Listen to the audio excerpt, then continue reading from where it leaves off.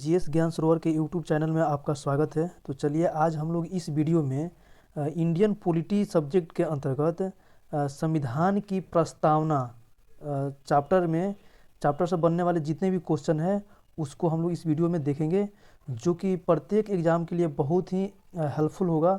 तो आप लोग इस वीडियो को पूरा देखिएगा और उसी समय इसको याद करते चलिएगा, जो आगे आप लोग के लिए बहुत ही फ़ायदेमंद होगा।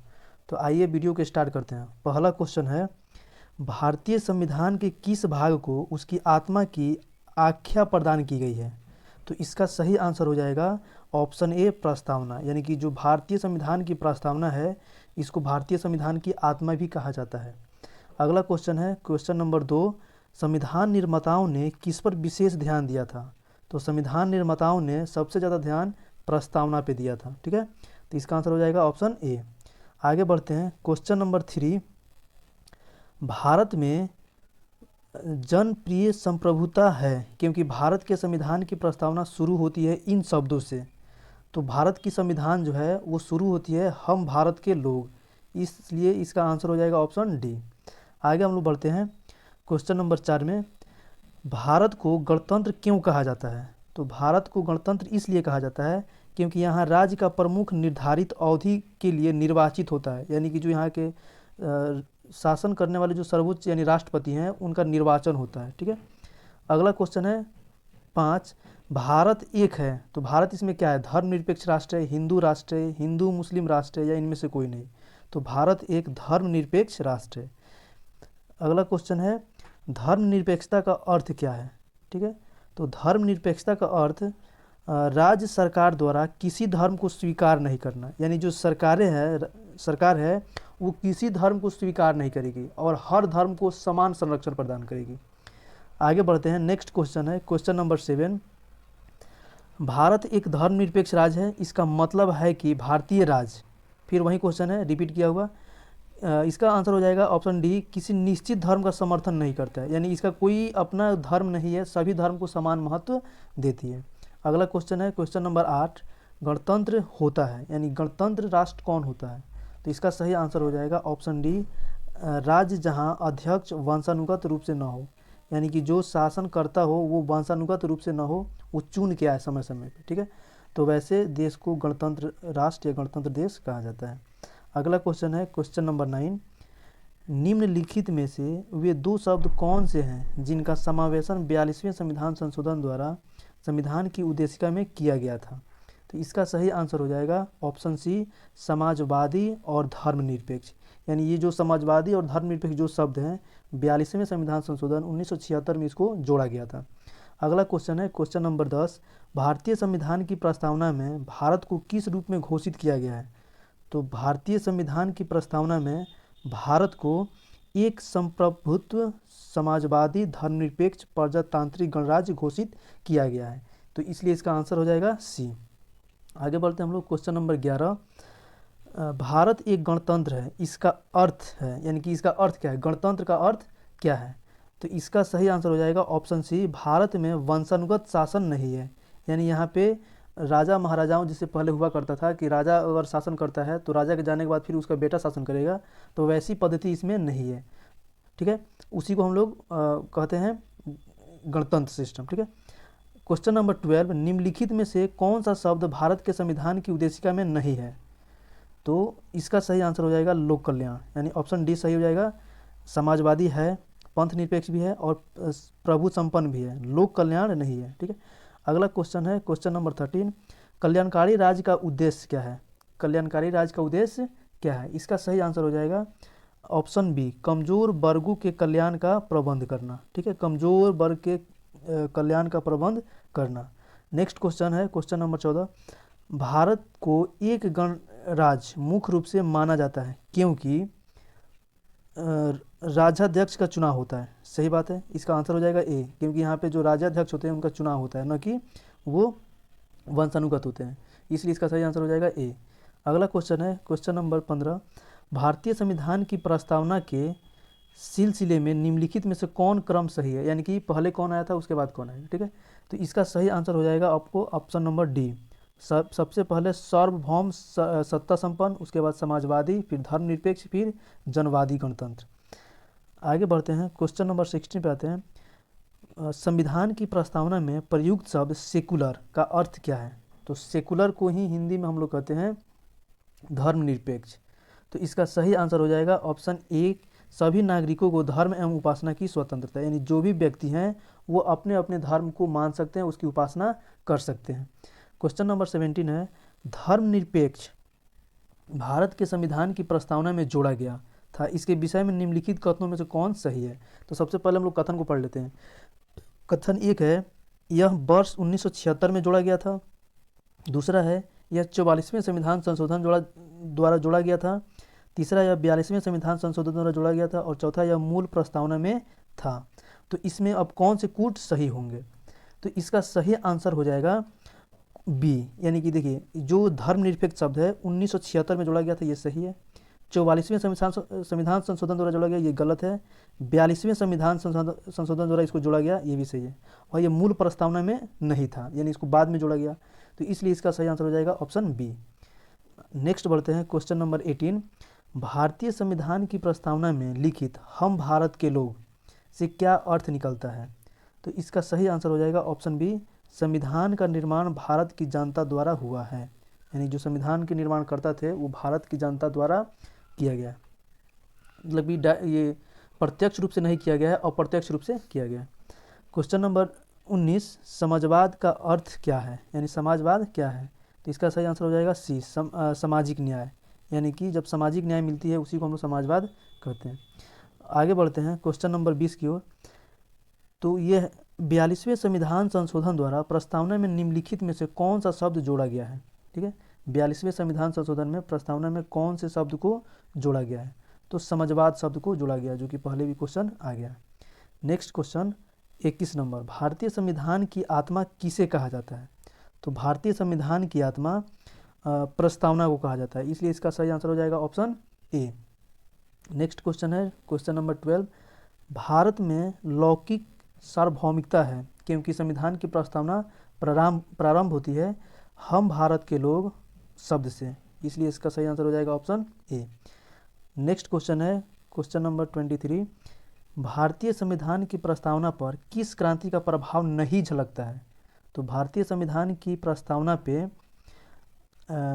चीन की क्रांति का जो प्रभाव है ये नहीं झलकता है। ठीक है, फ्रांसीसी क्रांति का प्रभाव झलकता है, बोल्शेविक क्रांति का झलकता है और अमेरिकी क्रांति का झलकता है। तो पूछ रहा है किसका प्रभाव नहीं झलकता है? तो चीन की क्रांति का प्रभाव नहीं झलकता है। नेक्स्ट क्वेश्चन है, मूल भारतीय संविधान के अनुसार भारत एक है, यानी भारत क्या है? तो इसका सही आंसर हो जाएगा प्रभु संपन्न लोकतंत्रात्मक गणराज्य, ये सही आंसर हो जाएगा। नेक्स्ट क्वेश्चन क्वेश्चन नंबर 25, संविधान के अंतर्गत भारतीय लोकतंत्र के आदर्शों को हम कहाँ देख सकते हैं? तो इसका सही आंसर हो जाएगा प्रस्तावना में, यानी कि जो संविधान के जितने भी आदर्श हैं वो प्रस्तावना में निहित हैं। तो प्रस्तावना को पढ़ के हम अंदाज़ा लगा सकते हैं कि संविधान में क्या क्या व्यवस्था किया गया है। नेक्स्ट क्वेश्चन है क्वेश्चन नंबर 26, 42वें संविधान संशोधन अधिनियम 1976 द्वारा प्रस्तावना में किस शब्द को नहीं जोड़ा गया? ठीक है, इसका सही आंसर हो जाएगा ऑप्शन सी, गुटनिरपेक्ष। धर्मनिरपेक्ष को जोड़ा गया था, समाजवादी को जोड़ा गया था और एकता अखंडता को भी जोड़ा गया था। गुटनिरपेक्ष जो है इसको नहीं जोड़ा गया था, इसलिए इसका सही आंसर हो जाएगा ऑप्शन सी, गुटनिरपेक्ष। नेक्स्ट क्वेश्चन है क्वेश्चन नंबर 27, भारतीय संविधान की प्रस्तावना के बारे में कौन सा कथन सही है? तो भारतीय संविधान की प्रस्तावना के बारे में कौन सा कथन सही है? तो सही आंसर हो जाएगा ऑप्शन बी, उक्त शब्द 1976 में संशोधन द्वारा जोड़े गए। ये उक्त शब्द कौन है? तो समाजवादी धर्मनिरपेक्ष। ठीक है, नेक्स्ट क्वेश्चन नंबर 28, भारतीय संविधान ने किस प्रकार के लोकतंत्र को अपनाया है? तो भारतीय संविधान ने लोकतांत्रिक गणतंत्र को अपनाया है। नेक्स्ट क्वेश्चन, भारतीय संविधान की प्रस्तावना में वर्णित लोकतंत्र को किस रूप में स्वीकारा गया है? तो भारतीय संविधान की प्रस्तावना को राजनीतिक तंत्र में भी स्वीकारा गया, आर्थिक लोकतंत्र में भी स्वीकारा गया है और सामाजिक राजतंत्र में भी स्वीकारा गया है, इसलिए इसका आंसर हो जाएगा उपयुक्त सभी। नेक्स्ट क्वेश्चन है क्वेश्चन नंबर 30, भारतीय संविधान की प्रस्तावना के अनुसार भारत के शासन की सर्वोच्च सत्ता किसमें निहित है? तो भारत की सर्वोच्च सत्ता जनता में निहित है, इसका आंसर हो जाएगा option A, Janata. Next question है क्वेश्चन नंबर 31, भारत की संप्रभुता, एकता तथा अखंडता को अक्षुण्ण बनाए रखने तथा उसकी रक्षा करने का प्रावधान किया गया है। तो इसका सही आंसर हो जाएगा ऑप्शन ए प्रस्तावना में। नेक्स्ट क्वेश्चन है, भारतीय संविधान की प्रस्तावना में जिन आदर्शों एवं उद्देश्यों की रूपरेखा दी गई है उनकी आगे व्याख्या की गई है। तो इसका सही आंसर हो जाएगा ऑप्शन सी, मूल अधिकार, राज्य के नीति निर्देशक सिद्धांतों एवं मूल कर्तव्य में। नेक्स्ट क्वेश्चन है क्वेश्चन नंबर 33, संविधान सभा में प्रस्तुत उद्देश्य प्रस्ताव में अभिव्यक्ति विचार को भारतीय संविधान के किस भाग में पूर्णतः शामिल किया गया है। तो सही आंसर हो जाएगा प्रस्तावना में। नेक्स्ट क्वेश्चन नंबर 34, भारतीय संविधान की प्रस्तावना से क्या स्पष्ट नहीं होता है। तो भारतीय संविधान की प्रस्तावना से संविधान को लागू करने की तिथि ये स्पष्ट नहीं होता है। संविधान में लिखा हुआ है लेकिन संविधान की जो प्रस्तावना है उसमें ये नहीं लिखा हुआ। नेक्स्ट क्वेश्चन है क्वेश्चन नंबर 35, निम्नलिखित में से किन उद्देश्यों को भारतीय संविधान उद्घोषित नहीं करता है। तो इसका सही आंसर हो जाएगा ऑप्शन डी, अंतर्राष्ट्रीय शांति और सुरक्षा की अभिवृद्धि की उद्घोषित नहीं करता है। नेक्स्ट क्वेश्चन है क्वेश्चन नंबर 36, भारतीय संविधान की प्रस्तावना में देश का कौन सा नाम उल्लेखित है। तो भारतीय संविधान की प्रस्तावना में भारत और इंडिया ये जो नाम है क्या है उल्लेखित है, इसलिए इसका आंसर हो जाएगा सही आंसर सी। भारतीय संविधान किसके द्वारा स्वीकृत है। तो भारतीय संविधान भारतीय जनता द्वारा स्वीकृत है, इसका भी सही आंसर हो जाएगा ऑप्शन डी। भारत की संप्रभुता किसमें निहित है। तो जो भारत की संप्रभुता है वो भारत की जनता में निहित है, तो सही आंसर हो जाएगा डी। भारतीय संविधान को संविधान सभा द्वारा अंगीकृत किया गया, कब अंगीकृत किया गया। तो 26 नवंबर 1949 को अंगीकृत किया गया, तो सही आंसर हो जाएगा ऑप्शन ए। भारत का संविधान पूर्ण रूप से तैयार हुआ। तो भारत का संविधान पूर्ण रूप से कब तैयार हो गया। तो 26 नवंबर 1949 को पूर्ण रूप से बन के ये तैयार हो गया और संविधान को बनने में 2 वर्ष 11 महीना 18 दिन लगे थे। नेक्स्ट क्वेश्चन है क्वेश्चन नंबर 41, भारतीय संविधान कब अंगीकार किया गया। तो वहीं भारतीय संविधान 26 जनवरी 1949 को भारतीय संविधान 26 नवंबर 1949 को अंगीकार किया गया। नेक्स्ट क्वेश्चन है क्वेश्चन नंबर 42, निम्नलिखित में से किस तिथि को भारतीय संविधान लागू किया गया था। तो भारतीय संविधान 26 जनवरी 1950 को पूर्ण रूप से लागू किया गया था। नेक्स्ट क्वेश्चन है क्वेश्चन नंबर 43, किस वर्ष भारत एक संप्रभु प्रजातांत्रिक गणराज्य बना। किस वर्ष भारत एक संप्रभु प्रजातांत्रिक गणराज्य बना। तो इसका सही आंसर हो जाएगा 1950, बिकॉज जो संविधान था 26 जनवरी 1950 को लागू हुआ था, जब से लागू हुआ उसके बाद देश क्या हो गया, गणतंत्र हो गया। नेक्स्ट क्वेश्चन है क्वेश्चन नंबर 44, संविधान के उद्देशिका में यानी प्रस्तावना का संशोधन कितनी बार किया गया है। तो जो संविधान की उद्देशिका है प्रस्तावना, इसको अभी तक एक बार ही संशोधन किया गया है। नेक्स्ट क्वेश्चन है क्वेश्चन नंबर 45, भारत के संविधान की प्रस्तावना में प्रथम संशोधन कब किया गया। तो भारत की संविधान की प्रस्तावना में प्रथम संशोधन 1976 में किया गया। नेक्स्ट क्वेश्चन है क्वेश्चन नंबर 46, निम्नलिखित अवतरण में यानी कि जो भारत का जो प्रस्तावना है उसको लिखा है और लास्ट में बताना है, एक बार हम पढ़ देते हैं। हम भारत के लोग भारत को एक प्रभुत्व संपन्न समाजवादी पंथ निरपेक्ष लोकतंत्रात्मक गणराज्य बनाने के लिए तथा उसमें समस्त नागरिकों को सामाजिक, आर्थिक और राजनीतिक न्याय, विचार, अभिव्यक्ति, विश्वास, धर्म और उपासना की स्वतंत्रता, प्रतिष्ठा और अवसर की समता प्राप्त कराने के लिए तथा उन सब में व्यक्ति की गरिमा और राष्ट्र की एकता और अखंडता सुनिश्चित करने वाली बंधुता बढ़ाने के लिए दृढ़ संकल्प होकर अपनी इस संविधान सभा में आज तारीख 26 नवंबर 1949 को एतद द्वारा इस संविधान को अंगीकृत, अधिनियमित और आत्मर्पित करते हैं। तो एक्स का अर्थ क्या होगा। तो एक्स की जगह पे हो जाएगा 26 नवंबर 1949। तो 46 का सही आंसर हो जाएगा ऑप्शन बी, 26 नवंबर 1949।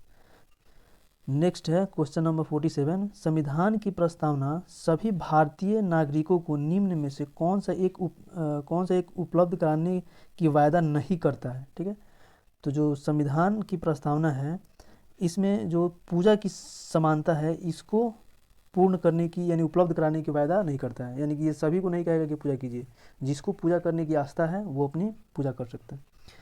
क्वेश्चन नंबर नेक्स्ट है 48, 26 नवंबर 1949 को अंगीकृत भारतीय संविधान की प्रस्तावना में शब्द सम्मिलित नहीं थे। यानी जब संविधान 26 नवंबर 1949 को अंगीकृत किया गया था तो उसमें से ये समाजवादी, पंथ निरपेक्ष, अखंडता और गणराज्य, इसमें से कौन है जो उस समय सम्मिलित नहीं थे? तो इसका सही आंसर हो जाएगा समाजवादी सम्मिलित नहीं था, पंथ निरपेक्ष सम्मिलित नहीं था, अखंडता भी सम्मिलित नहीं था, गणराज्य सम्मिलित था।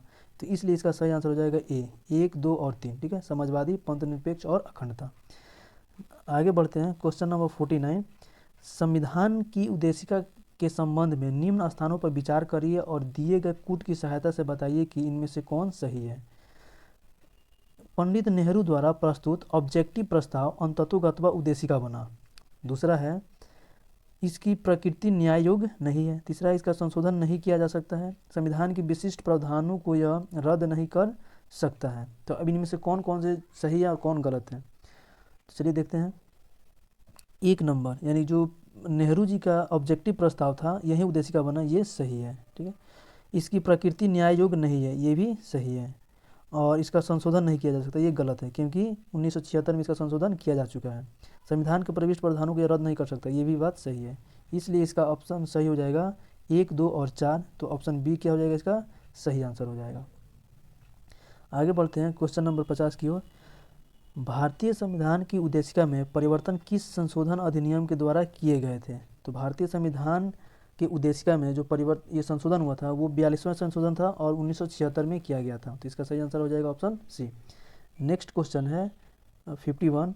प्रस्तावना का वह प्रावधान जो सभी वयस्क नागरिकों को मतदान का अधिकार प्रदान करता है कहलाता है। तो क्या कहलाता है? वो प्रजातंत्र कहलाता है। इसका सही आंसर हो जाएगा ऑप्शन बी। नेक्स्ट क्वेश्चन है 52। भारत के संविधान की प्रस्तावना में समाजवादी धर्मनिरपेक्ष शब्द को किस संशोधन द्वारा जोड़ा गया था? तो 42वां संविधान संशोधन 1976 को जोड़ा गया था। भारतीय संविधान लागू हुआ, यानी भारतीय संविधान कब लागू हुआ? तो भारतीय संविधान 26 जनवरी 1950 को लागू हुआ। नेक्स्ट क्वेश्चन है 54। भारतीय संविधान के किस भाग में स्पष्ट रूप से घोषणा की गई है कि भारत एक धर्मनिरपेक्ष राज्य है? तो इसका सही आंसर हो जाएगा भारत की प्रस्तावना में ये घोषणा किया गया है कि जो भारत है वो धर्मनिरपेक्ष राज्य है। नेक्स्ट क्वेश्चन है क्वेश्चन नंबर 55। भारत के संविधान की प्रस्तावना में कितने प्रकार का न्याय, स्वतंत्रता, समानता एवं भ्रातृत्व का सही क्रम में उल्लेख किया गया है? तो इसका सही आंसर हो जाएगा ए, यानी कि जो न्याय है 3 प्रकार के न्याय हैं, स्वतंत्रता 5 प्रकार के हैं, समानता 2 प्रकार के और एक भ्रातृत्व। ठीक है, तो इसका सही आंसर हो जाएगा ऑप्शन ए। नेक्स्ट देखते हैं क्वेश्चन नंबर 56। भारतीय संविधान का प्राधिकार स्रोत कौन है? यानी जो भारतीय संविधान है इसका प्राधिकार स्रोत कौन है? इसका सही आंसर हो जाएगा भारत के लोग, यानी कि भारत के लोग ही क्या किए, इसको मिलकर बनाया। नेक्स्ट क्वेश्चन है 57 और ये लास्ट भी है। भारतीय संविधान की प्रस्तावना का विधिक स्वरूप क्या है? भारतीय संविधान की प्रस्तावना का विधिक स्वरूप क्या है? तो इसका सही आंसर हो जाएगा ऑप्शन बी, यह लागू